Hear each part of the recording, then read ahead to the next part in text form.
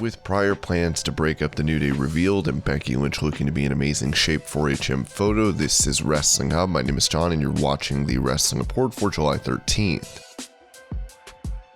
Before we get into the rest of the video, make sure you subscribe to Wrestling Hub and turn on all notifications to stay up to date with everything in the world of pro wrestling.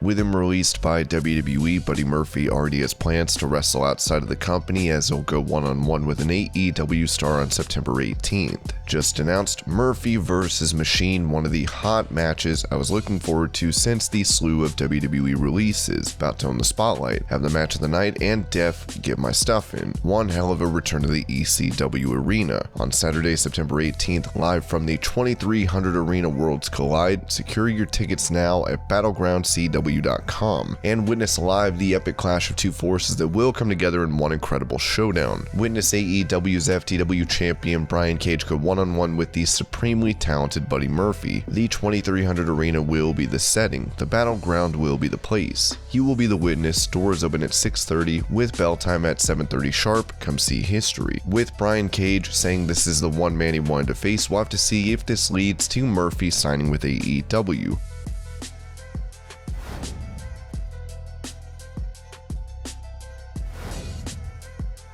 During his time in WWE, Murphy was involved in a storyline where he would end up romancing with the daughter of Rey Mysterio. Speaking to Chris Van Vliet, Murphy admitted when it came to kissing her, he was not comfortable. I wasn't comfortable kissing Aaliyah. I did that because it was my job and it was going to create more drama in the story. Originally, there was no kiss scripted, and they went to talk to Vince about something, and they came back and I'm sitting there and pitching it to me, and it was kind of like weird. But then they're like, and then you kiss her. I thought they were joking. I looked at the producers and they were serious, and I'm like, no way. How do you come back with this? Because my whole thing was that I had to play it very, very carefully, especially the timing of the situation, right? I said to them that I'm not going to express feelings for her, right? I can't pursue her. She has to pursue me. Because of the age difference, you don't make it any easier when you use my birthday in the message. Now you've given people my info and people will look it up and go, how old is she? What? Now you've given them the bad. I think them saying happy birthday, by the way, brought attention to that, basically outed that. So you know what I mean? Like, I wasn't comfortable with it. They don't help the situation by saying happy birthday. I'm just kind of like, what does she think about this? They're like, she's cool. I'm like, what? Because I thought they were going to shoot it down. I'm like, what about Ray? Like, they're okay with it.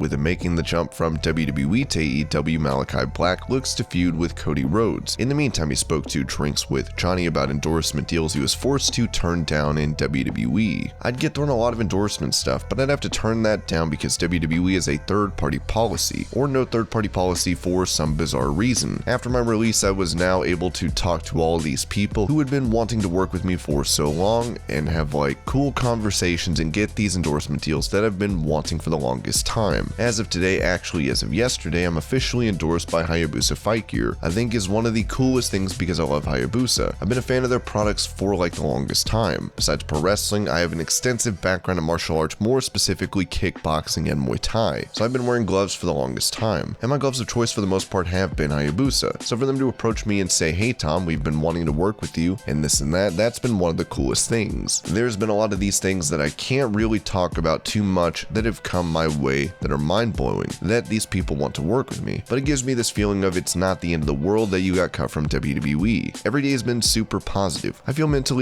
really healthy. It's kind of weird to describe for a guy like me who's been on edge for the past 4 or 5 years because I always put so much pressure on myself to perform and to be the best version of my character, of my persona, or me as a human being that I can. To not kind of go and say, now I get to pick and choose, now I get to control this part of my life, now I get to control this narrative that I want and do it my way, and with other opportunities in the wrestling world that have come towards me. WWE's stance on stars being involved with third parties has caused many to not be able to take part in endorsement deals. For Black's wife Zelina Vega, it meant that she could not stream on Twitch, as she would be let go over this issue, but has recently found her way back to the company, with her continuing to stream, possibly working out a deal with WWE.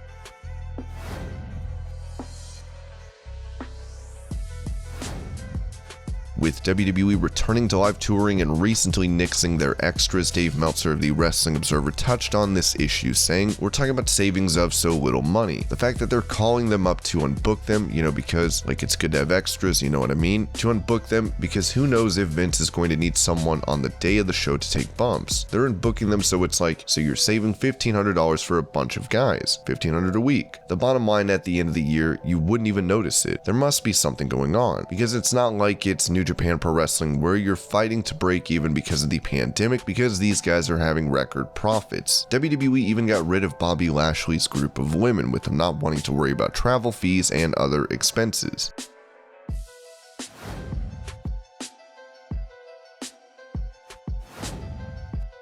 With Big E being on SmackDown away from his New Day brethren on Raw, he has been able to break out as a single star. While many could have predicted a split for the New Day, Big E told TalkSport there were plans to break this group up after Kofi Mania in 2019. I know there were rumors for a while that certain things were pitched, but I think because we had been so adamant about not wanting to be broken up, I think that's where people were like, I don't know if we should, because they really don't want it. I can't really divulge the conversation, but even from the top of the business, the very head of what we do, you know exactly what I'm talking about, he directly told us, hey, this is the idea, and we said we're not feeling it. This was post Kofi Mania. There were people who wanted it earlier than that as well. If we'd done it, we would have missed out on so many great moments. I still think that doing it now or soon, there are great moments to come, and we have a lot more to offer. I think you've seen happy, clappy New Day for a very long time. I think there's a lot of things we could do. We haven't really teased any tension. We haven't done a friendly rivalry. There's things we could do to toe that line. With New Day continuing to make group appearances for pay-per-views, it may be safe to say they'll never completely split up.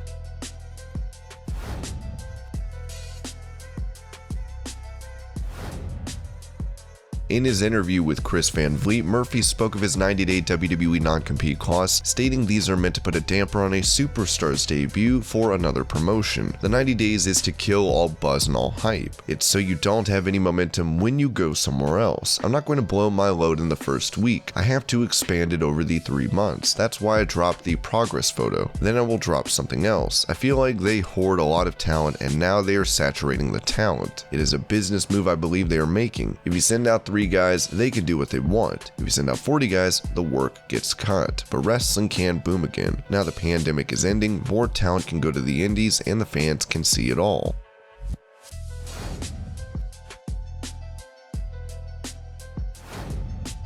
With her not appearing on WWE TV since May of last year, Becky Lynch has recently been pictured working out in a gym as she looks to be in amazing shape. While it's unknown when she'll be making her comeback, she appears to be training hard to do so. And this was your Pro Wrestling News Update. I hope you're all having a great day. Thank you so much for watching, and I'll see you later.